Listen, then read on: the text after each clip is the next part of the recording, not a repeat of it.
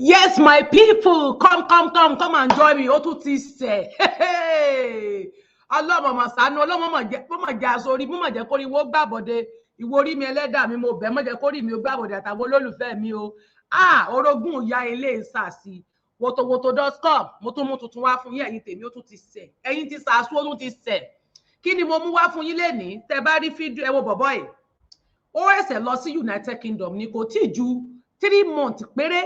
Oṣù mẹ́ta péré ni wọ́n ní ó lò tí lò ní United Kingdom ní ọmọkùnrin tẹ́ ń wò lójú afọ́nrán mo máa fi fídíò rẹ̀ hàn yín nísìn ẹ jẹ́ n ka news yìí fún yín. Wọ́n ní 3 months after arriving in the UK, Nigeria students arrested for allegedly attempting to date children.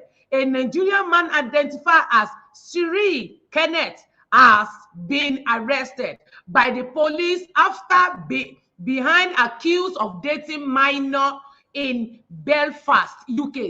Ṣé ẹ̀yin náà rí ara ń tà ń sọ fún yín lélẹ̀.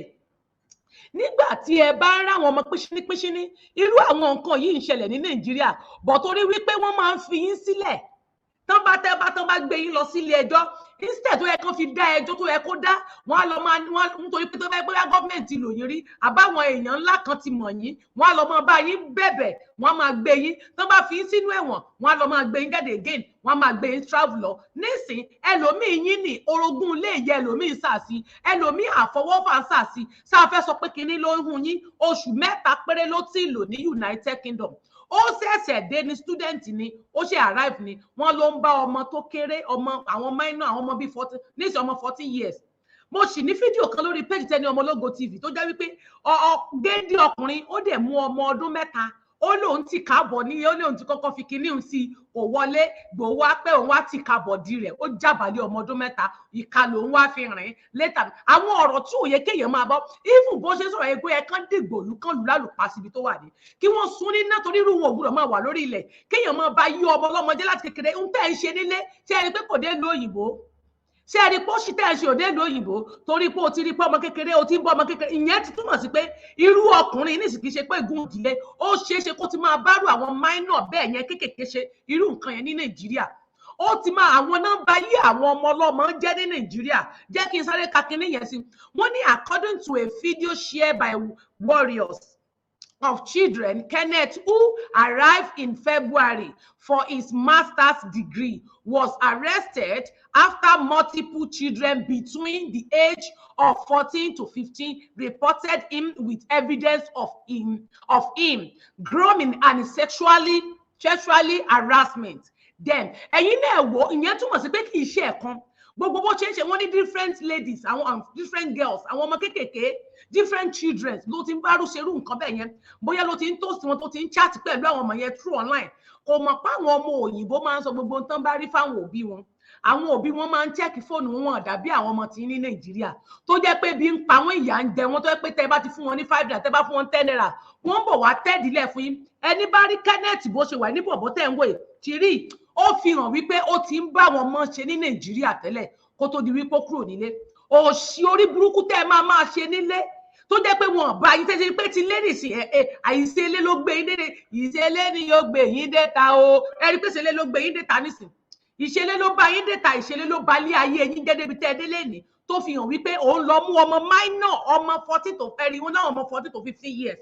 àwọn ọmọ tí ní Nàìjíríà bóyá bí ọmọ ọdún 6 méje lẹ́tì ẹ̀ ti kábọ́ǹdì tẹ́ ẹ̀ fi tipátipá ní ìbálòpọ̀ lé lórí tó ti wá tẹ́lẹ̀ sí wọn ti mú láàrin oṣù mẹ́ta ó lè mára dúró fún 3 months péré òde ìlú òyìnbó láàrin oṣù mẹ́ta wọn ló ti ń ṣe nísìn mo máa fi fídíò rẹ̀ hàn yín jẹ́ sáré ka kínní yìí síwájú wọ́n ní in the text message he had with some of the victims Kenneth sent his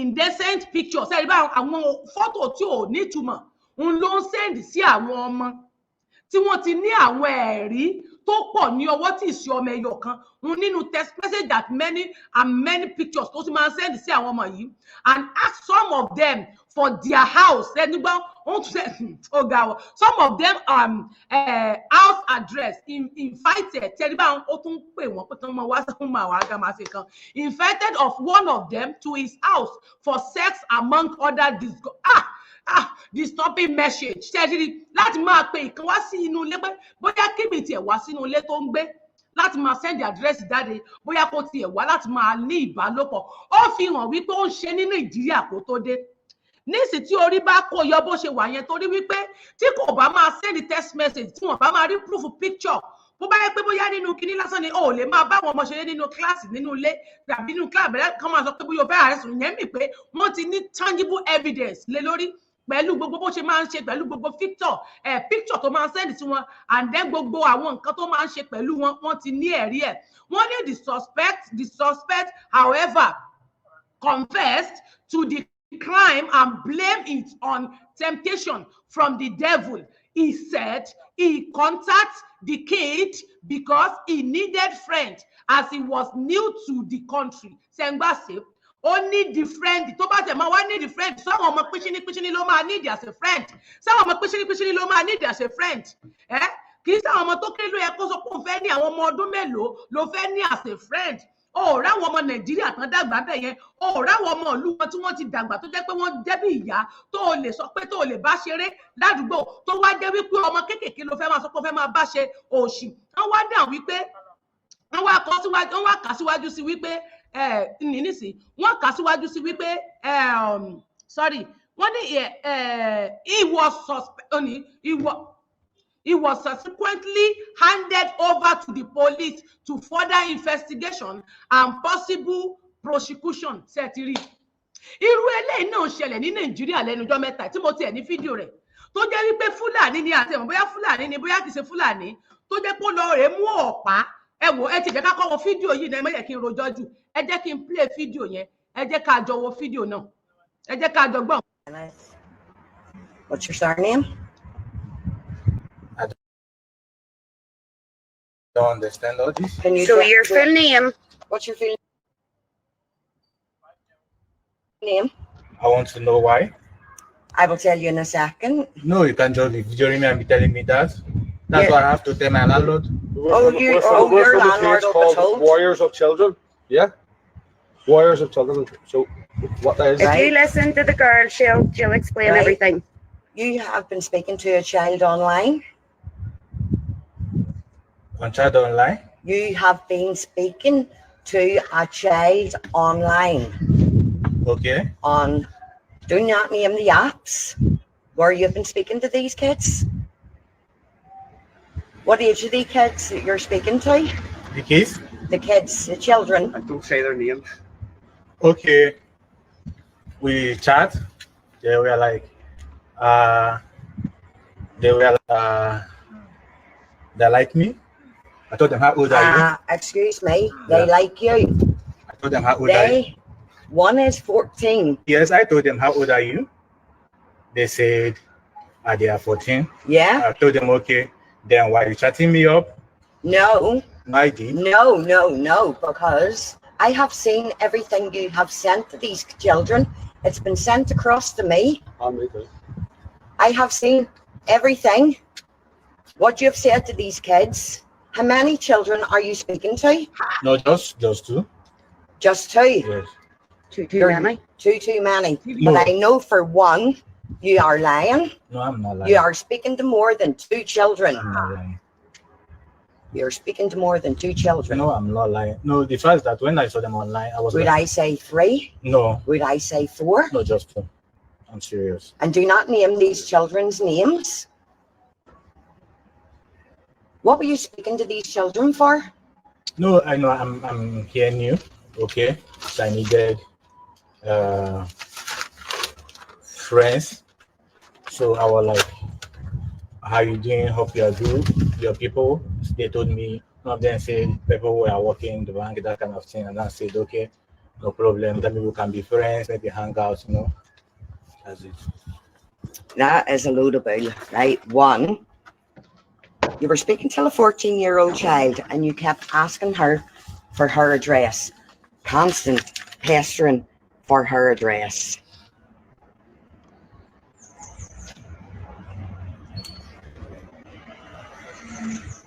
Yeah? I'm sorry. Sorry is not an answer, right? The other thing, you were constant calling this child. You were constant calling this child for photos. No, I just want maybe since we met online, maybe I can, have nothing. I don't want anything.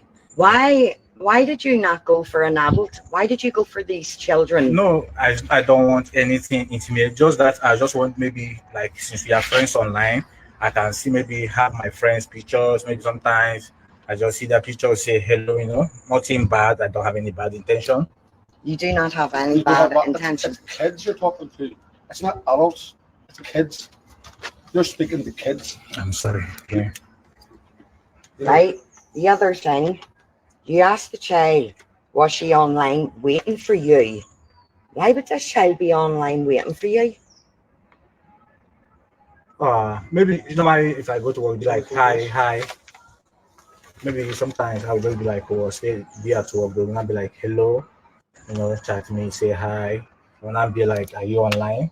What I did not say, I want to say hello to you. The last time, one of them told me not feeling fine, that the sun is too much, and I vomited. I was going to grandma's house. I was like, okay, hope you're alright. You constant ask this child for photos. Why?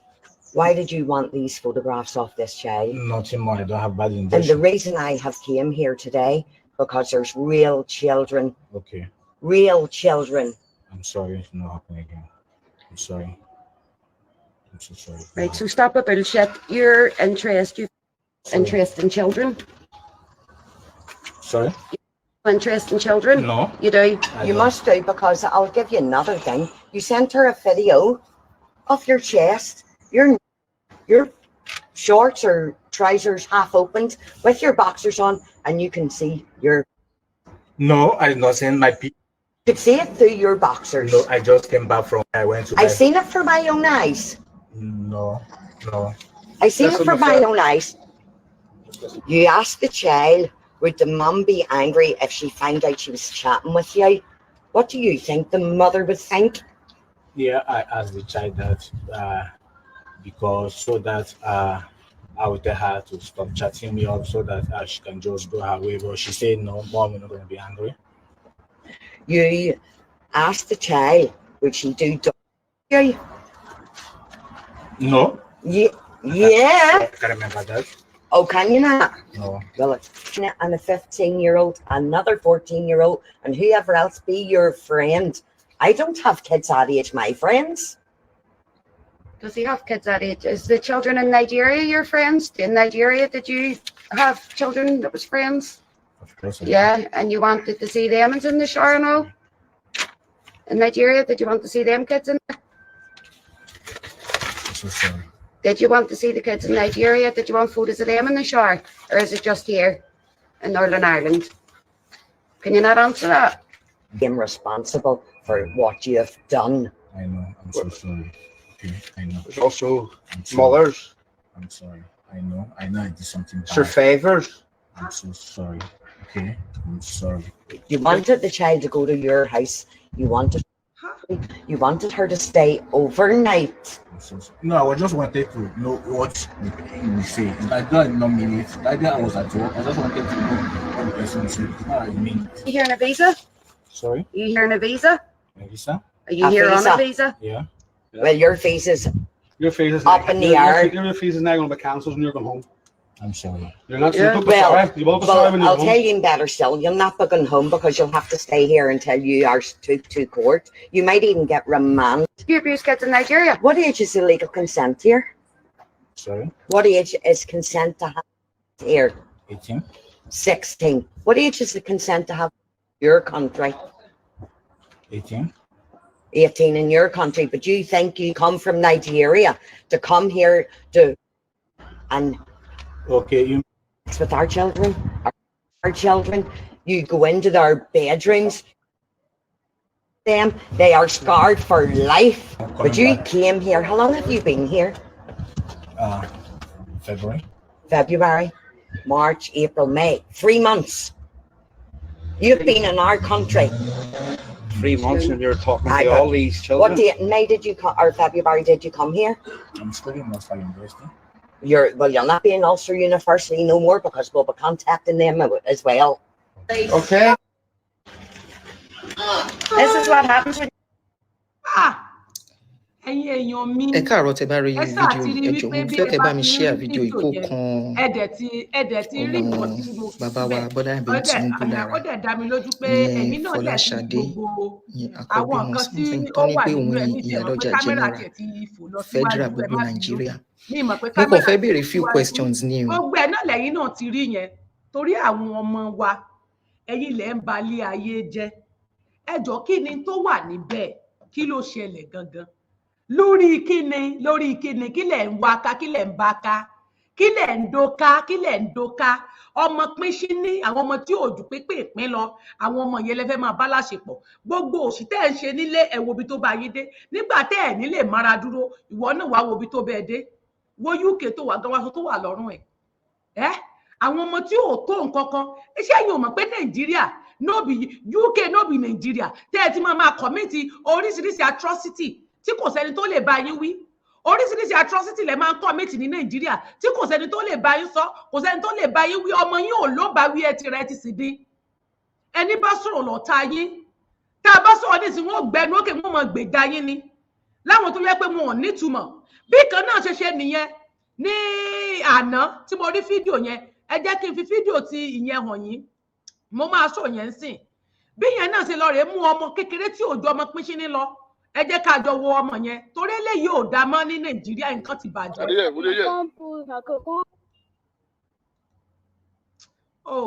mo bọ̀ mo máa tún kinní yẹn play fún yín sìn mo máa tún kinní yẹn play torí àwọn nǹkan wọ̀nyí ó ti Nàìjíríà ti wá fọ́jú pọ̀ débi pé àwọn ọmọ bí Fúlàní ni bí bòròró ni ọmọ yẹn ló ń lọ dalẹ̀ nù ó lọ da ilẹ̀ nù màmá ẹ̀ ní kó lọ dalẹ̀ nù bó ṣe rẹ́ nìyẹn tó yọnù ló bá mú pàpà tó wà lọ́wọ́ ẹ̀ ọ̀pá tán fi ń da màálù bó ṣe kú ọ̀pá yẹn bu ọmọ nìyẹn ọmọ yẹn bá ní òun ò mọ nǹkan tó ń ṣe mọ́ ọmọ yẹn lóun ò mọ nǹkan tó ń ṣe mọ́ lẹ́sẹ̀kẹsẹ̀ ó nígbà tó máa ló ń tẹ̀lé lọ ni ó ló dẹ̀ fẹ́ máa kó ọ̀pá tó wà lọ́wọ́ ẹ̀ bo òun ló ń dẹ̀ ní pé àkó máa lù wọn kó máa nà wọn o ẹ jẹ́ kí n fi fídíò yẹn wọ̀nyí kẹ́ jẹ́ ká jọ gbọ́ ara òun òṣì aṣòṣì màmá aṣòṣì mọ̀ tẹ́ ẹ̀ máa ń ṣe ní Nàìjíríà tí wọn kì í bá yín wí tó jẹ́ pé àwọn ọmọ kéékèèké lẹ mọ bá sùkiri ẹ wá ń dojú ti orílẹ̀-èdè yín adẹ ní Nàìjíríà ò lè nítumọ̀ kó ní kálukú ṣe títí ẹ kó ní kálukú lè mójútó orílẹ̀-èdè rẹ̀ gbogbo orú òṣì yìí kò ní lè máa ṣẹlẹ̀ mọ́ ṣùgbọ́n wọ́n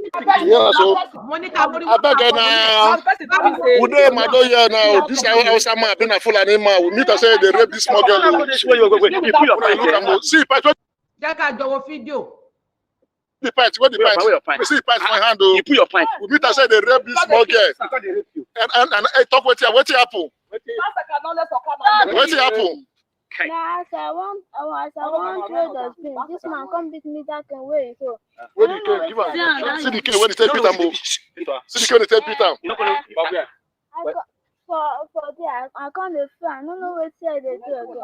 As I reach here, come back. I say make you no touch me. He say no.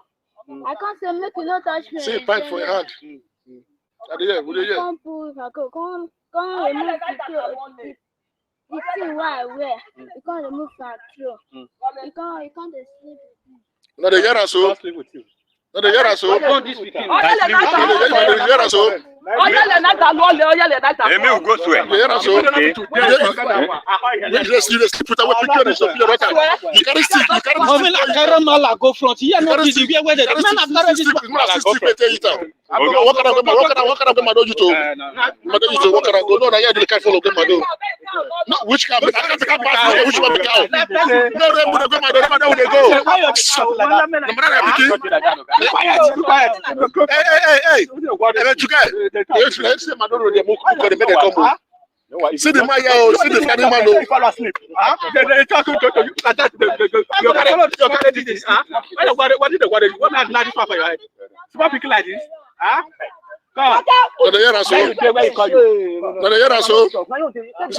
This one another problem again. They say use the get it up. You get on the teach. They get follow more. See the get fight.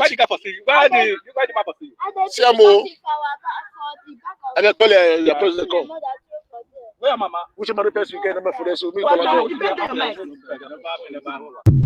Ẹ̀yin náà worú àwọn nǹkan wọ̀nyẹn so yẹ kí irú àwọn nǹkan wọ̀nyí máa wáyé irú àwọn nǹkan tẹ́ ẹ ń ṣe ní orílẹ̀-èdè tiyín tẹ́ fi sílẹ̀ irú àwọn ìwà tẹ́ ń wù lórílẹ̀-èdè yín ni tó tẹ́ sì gbé dẹ́yìn odi bẹ́ẹ̀ náà ni àwọn nǹkan ìwà burúkú tẹ́ máa wù anyway òun ti kó tiẹ̀ báyà àti mọ̀bí tí ó yọrí sí wọ́n ti láwọn fà lọ́lọ́pàá lọ́wọ́ pẹ̀lú gbogbo ohun tó ń ṣe pẹ̀lú àwọn ọmọ ọlọ́mọ lórí fóònù tó ń ṣe pẹ̀lú wọn lórí íńtánẹ́ẹ̀tì gbogbo àwọn ọmọ tí ń bẹ lórí TikTok tán máa sí ọ̀yàn sílẹ̀ irú ẹ̀ ò lè ṣẹlẹ̀ nílùú òyìnbó àwọn ọmọ yín máa sí ọ̀yàn sílẹ̀ lórí TikTok pẹ̀lú àwọn ọkùnrin wọn máa ní kán sí ọ̀yàn kán fẹ́ fùrọ̀ báyìí ẹ̀dẹ̀ ń rí wọn ẹ̀ lè gbá wọn mú ẹ lè mú wọn kẹ́ fi wọ́n jófin bọ̀bọ̀ ọmọ tó lòun wà ní bàdàn rádaràda tó máa ní pé káwọn ọmọbìnrin lórí TikTok kan máa sí ọ̀yàn torí pé ká lè fún wọn ní gift ẹ̀dẹ̀ balẹ̀ ayé ẹ̀rín yẹn gbogbo ayé lórí gbogbo nǹkan tẹ́ ń ṣe tí Tinubu bá lè suspend gbogbo tó ń pè ní TikTok yìí táwọn ọmọ youth wà bẹ́ẹ̀ ọmọ tí wọ́n bá fi jófin láti máa ṣerú òṣì yẹn láyé rẹ̀ kò ní ṣe mọ́ ara àwọn iṣẹ́ tó yẹ kẹ́ máa ṣe nìyẹn bí Tinubu bá lè ṣerú eléyìí á mà dáa tó Jagaban tó bá lè ṣerú àwọn nǹkan wọ̀nyí eléyìí á mà dáa o ẹnikẹ́ni tẹ́ ẹ bá ti rí tẹ́ ẹ gbámú ilé ẹjọ́ straight ní bóyá kan yẹgi fún ni ìdájọ́ tó ń ṣe fẹ́ni tó bá ṣerú ẹ̀ ní kẹ́ ẹ ṣe mo ní mú yẹn wá fún yín ni o ẹ ṣe tẹ́ bá ti bá wa wò tán ẹ bá wa pín kẹ́ ẹ dẹ̀ bá wa share rẹ̀ God bless you.